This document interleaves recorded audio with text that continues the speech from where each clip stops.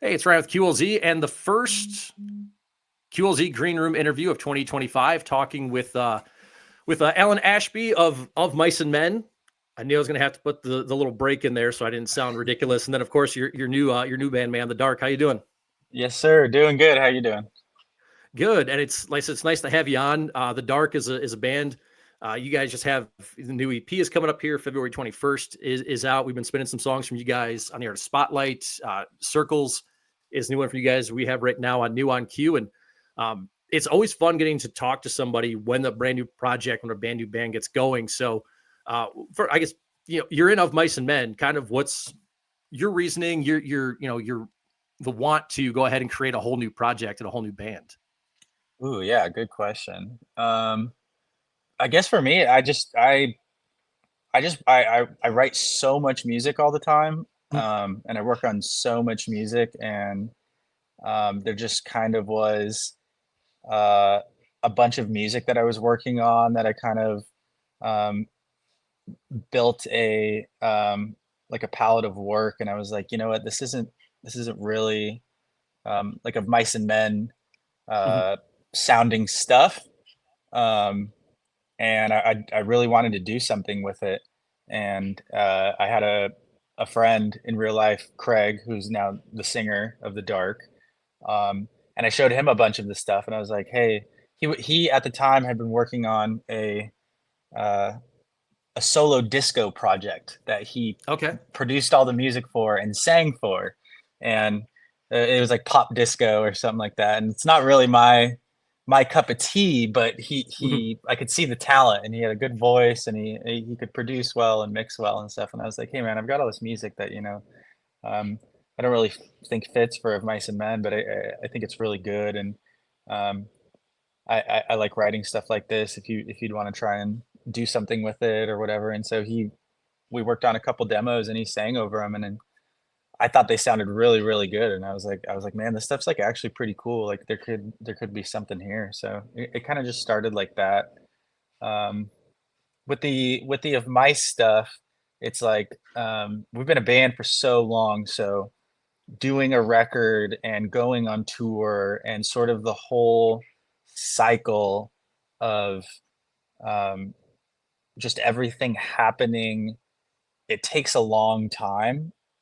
And I have a lot of spare time, and I'm always just working on music during that spare time. Mhm. And it was such that, I'd be working on so much of Mice and Men stuff, and then I would kind of I'd be like, man, you know what, like I got to work on something else. Like I need to reset my brain or like refresh or whatever. So Mhm. it kind of just came from, um, yeah, just amassing a big body of work that I was conscious of it being like a little bit in a different direction of Mice and Men stuff, but just having it and being like, I want to do something with this. And it's funny you mentioned the disco thing because obviously you listen to Circles, this new track we're playing, and you guys have 4 songs out right now, and all of them have a different feel to them. I like that they're all hard hitting in their own way. And Circles is this track that you feel the 80s vibes in it. If you watch the music video, you feel the 80s vibes in it as well. And then it just kind of hits you. So, what would you like our listeners to know about this track from whatever standpoint you want to take it from? If you want to share what it means to you guys, or from your point, from the musical standpoint on it, like what's something for this track that you guys would like our listeners to know about it?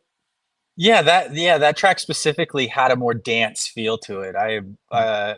The thought behind that track was I wanted sort of a drum beat, what's called four on the floor, which is where the kick drums just kind of going like, Yep. it's sort of the basis for being in a Mhm. club and like dancing, and like you just you kind of feel the kick drum hitting, and it kind of makes you want to Mhm. move. And so yeah, that kind of was the thinking, was okay, let's try and write a track where we blend kind of um, what Craig had been doing before, but like with like a heavier, like, metal elements and stuff like that. And I think it turned out really cool. Yeah. So the song's a good representation of kind of the mix between uh, Craig's kind of style and my kind of style.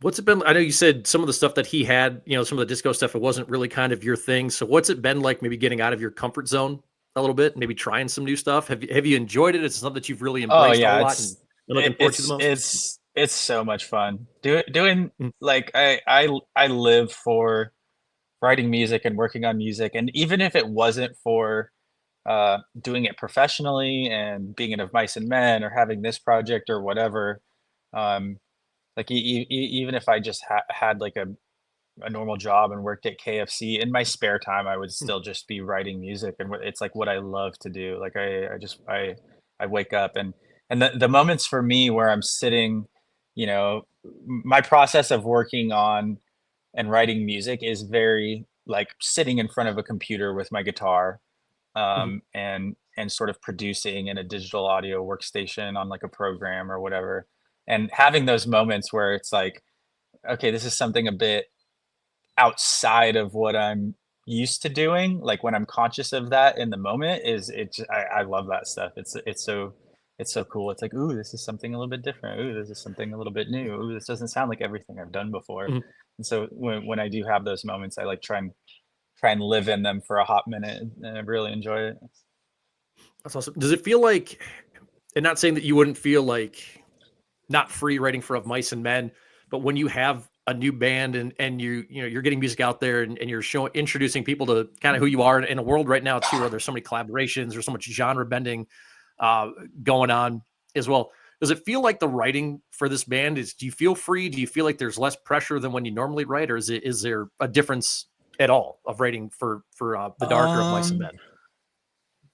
yeah, I don't really feel a huge difference. I don't really feel Okay. any pressure for Of Mice. I don't feel any Mm, pressure for this band. The only pressure I ever really feel is, um, I guess particularly for Of Mice is like when a record label is like, okay, the record's due by this time, and then it's like, okay, we got okay. to sort through these 50 tracks and go in on them, and you know, make structural changes. Maybe the chorus needs to be doubled. Maybe this part is too long, or like whatever. But um, I tend to be constantly working on music. Like um, even if even if we do a record and Mhm, uh, we're finally done with it and we turn it into the label and it's like, okay, we're done. The next day I'm waking up and I'm working on music. Like there, mhm. it's not like I don't get sick of it. I don't ever feel any pressure. I'm just constantly, consistently doing it. And when it comes time to, um, you know, actually have a song or a finished product or whatever, I just have a big body of work to pull from. And so I think that alleviates a lot of uh, the pressure of it. I tend to preemptively just be working on Okay. music before anything is actually, you know, due to a label as it Mhm. goes, um, in that regard, yeah.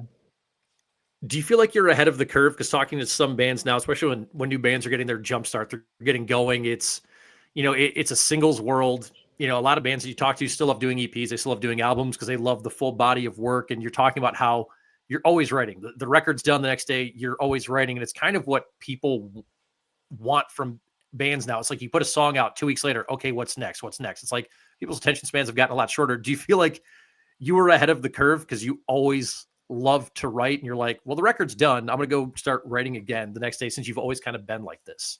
Do you feel like it's kind of prepared you for what the music industry is a little bit like now? Um, wow, I've never really thought about it like that, but yeah, I Okay. guess so. Yeah, I think I think in like a business sense, especially in metal, Mhm. it got kind of complacent to where there was a model that was expected, and it was like an album once every 2 or 3 years, and Mhm. that's what the product is or whatever.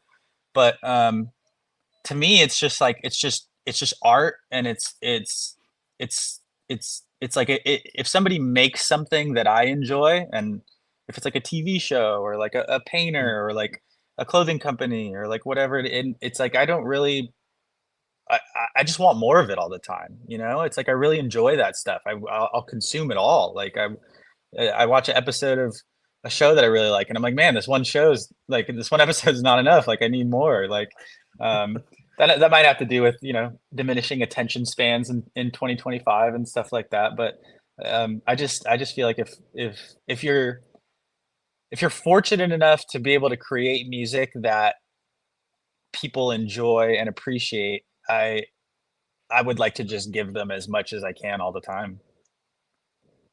That's awesome. And it's a good time for it because this is how Yeah. people pretty much are.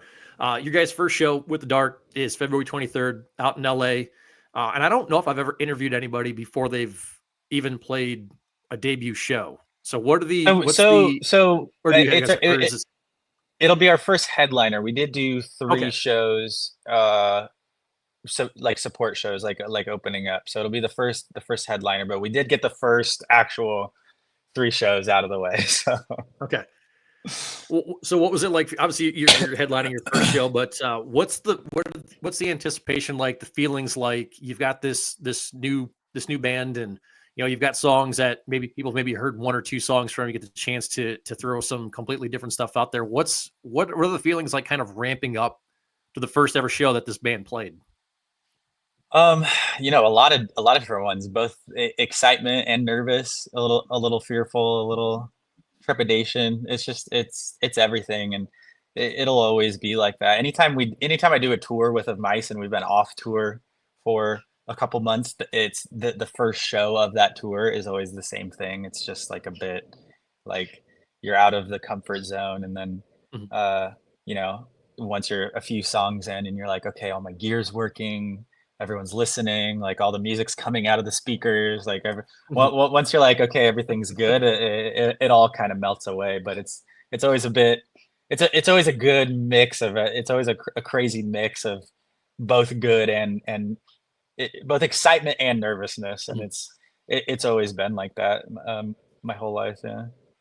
Okay. Any extra excitement and nervousness for the first couple shows for the Dark, or really just, hey, it's another show? Um, Yeah, I guess because it'll be our headliner show. It'll be Mhm, uh, a little bit more nervous just to be like, this is our show, and kind of put on a show as opposed to just getting on stage and being an opening band and mhm. playing your songs and getting off stage. You kind of have to interact a bit more and Yeah. um, talk to the crowd a bit more. So we'll see how that goes. But that just comes with practice and playing a lot of shows. So. So you guys have, again, 4 songs out right now. The new EP is out February 21st. What are some songs, I guess, if you have any, what are some songs that you're looking forward to playing that maybe fans, listeners haven't heard yet? Are there any where you're like, I can't, we like what we've put out here so far. We're excited what the reaction's been, but man, we can't wait for people to hear so and so track for the first time. Yeah, there actually are. We actually do have a couple songs done that we did play live on those first three shows that aren't coming out on this EP, that will come out Okay. um, on something later, that have been done for a while, but we played them live on those first two shows, and they went over really, really well live. So uh, yeah, just definitely excited to play all of the material. But I'm trying to think if there's like one in particular. I know um, there is one song that is coming out on the EP Okay. called "In Heaven There's Nothing to See," that has this kind of crazy Meshuggah-y Okay. breakdown that Craig actually wrote, um, that is just got the most insane, like, time signature thing going on. Like, it's just very hard to follow in, like, a Meshuggah sense of, like, oh, like, it's not just like it's kinda hard to latch your brain onto, but it Mhm. sounds, like, really heavy and really cool. And, um, yeah, that song's not out yet. That'll be the last song on the Okay. EP, but we'll play that song live, and when that breakdown hits, it's really cool and really interesting. And when we played it live on the first few shows, I could see some people in the crowd being like, "What is going on here?" But like in a cool way. Yeah. They're trying to follow along and they're not yeah, ready for it's what's happening yeah, it's next. yeah, it's kind of like that. Yeah. It's awesome. Kind of what does the year look like for you guys? Obviously, I know of Mice and Men, you guys just announced a tour. Dude, feel free to plug that away. I know you guys are going to be in St. Louis, I believe, May 9th. I'll have to double check the Yeah. venue. I know you Yeah. guys are heading out with a band called Gore. That's a new one out there that Super cool band out there. I believe Until I Wake is on that. But kind of Yep. what does this year look like for the Dark when it comes to shows? Obviously, the new EP is out here in a couple of weeks, and then of Mice and Men. Kind of what's your guys' year look like as well? Yeah, we're literally just trying to book as many shows and as many tours as we can right now. I'm trying to play as many shows as I can for both bands. You know, Of Mice is sort of a team. It's a big team. It's the guys in the Mhm. band, it's management, it's the booking agent, it's the business management, it's the, you know, it's a there's like 10 people who have to agree on um before anything gets booked or anything like that. But uh yeah, we're looking at a bunch of other tours for Of Mice, and then for the Dark, honestly, just trying to play as many shows as possible, just to get the band name out in front of people, and to bring awareness and build the brand, or build the, Yeah. build the band, Yeah.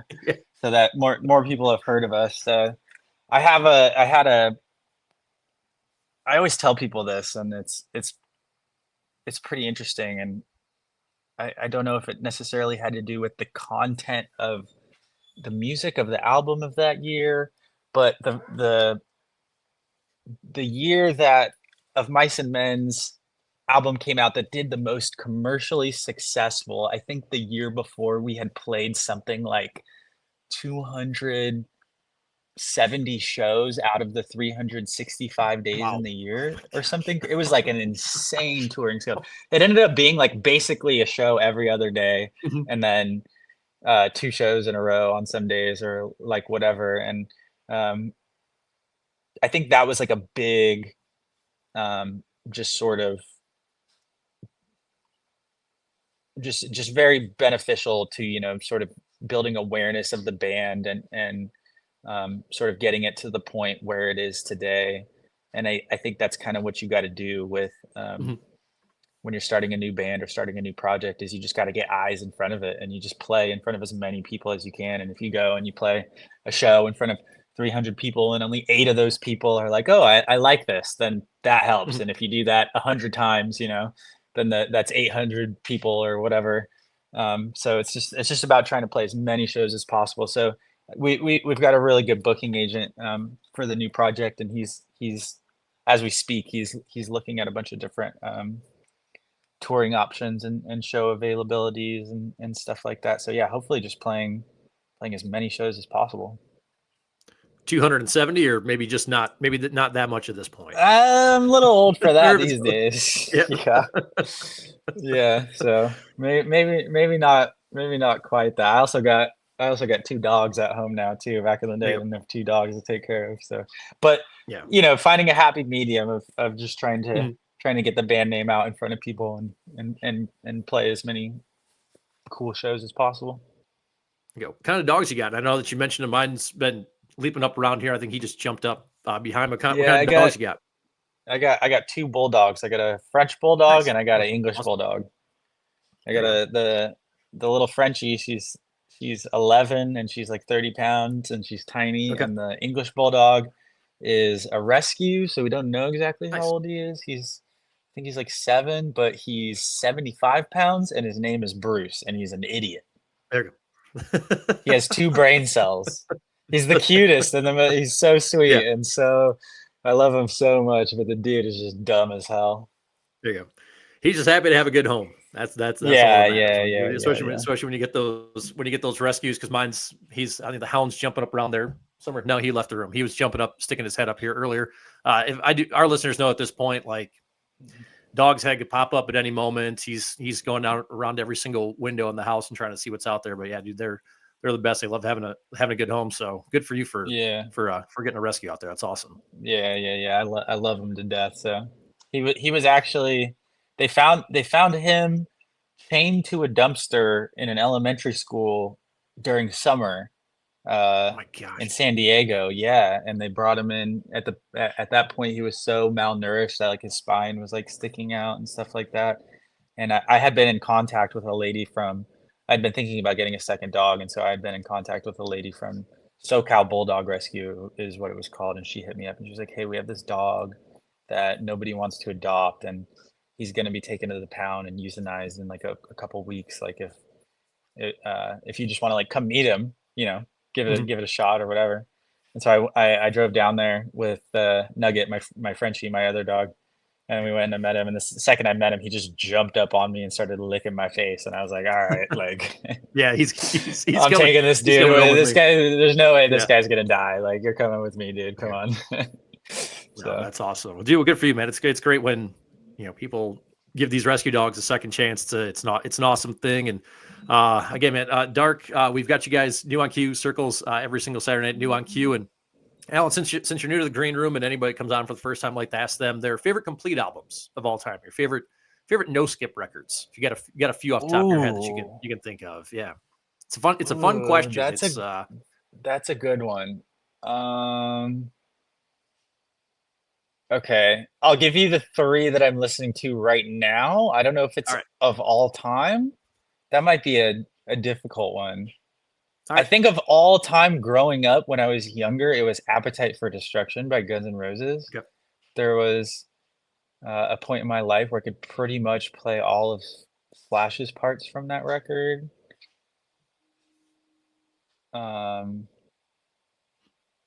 I can give you, let's So when see I the was in top three Wisconsin, it here. used to be a blog post. I used to ask bands to do this as a blog post. I was working up in Wisconsin, and then I came here and I was like, let me just ask bands and see how it goes. And it's gone pretty well. So Yeah. I was worried. I was like, man, are people going to be like, this is too difficult to answer? But yeah, dude, that one and whatever ones you're listening to now. I mean, it doesn't, you know, just some Okay. of your favorite ones. It's not like, hey, Yeah. if he didn't Okay. mention this album, it So doesn't mean he doesn't love it. So I'll give you, let's see here. I'll give you Architects, All Our Gods Have Abandoned Us. That's one. I'll give you Turnover, Peripheral Vision. That's another one. That's a bit less metal. That's a bit more of like they're like like, I don't even know what you would call them, emo called rock or Turnover. Turnover. Yeah. Peripheral Okay. Vision. And then Throne, Excessive Guilt. I Okay. I fucking love Throne. They're like one of my favorite bands right now. I just think they're so fucking sick. And those are my top three right now. So, Yep. All and right. then Hey, when I that was, works, man. when I was growing up, it was definitely Appetite for Destruction. Oh, what was that Trivium record? A Well, Gunshot to there's the what Head of Ascendance. Trepidation. Yeah, Yeah, Ascendancy. Ascendancy. Yeah, Ascendancy Yeah. Trivium was a big one for me. Um, yeah, that's five. I'll give you those five. That worked. Yeah, no, that works. Yeah, it used to be called a blog called Favorite Fives, and it was literally your favorite five complete albums of all time. So yeah, you got me five and didn't even have to. So Alan, dude, I appreciate the time, man. Like I said, dude, if Mice and Men, you guys are going out, they're gonna be here. You guys are gonna be here in St. Louis, about an hour and a half drive from us here in Springfield. So if you're looking to Yes, sir. it's you guys until I wake Gore on that. People want to follow the dark, you know, websites, socials, people want to buy merch from you guys, find out when you're able to do more shows, travel around. Where can people follow you guys on the socials and stay up to date on everything? The Instagram is at thedark.fm, and that's the Okay. main. Everything's linked on the Instagram page there. I think also we have a website landing page where you can just type into your internet browser thedark.fm, and I think that'll go to the same place. All right. Awesome. Okay, man. Circles every single Saturday night, new on Q. Dude, Alan, appreciate the time, man. Thanks for stopping in. Appreciate it. Yeah, man. Thank you so much. Appreciate it.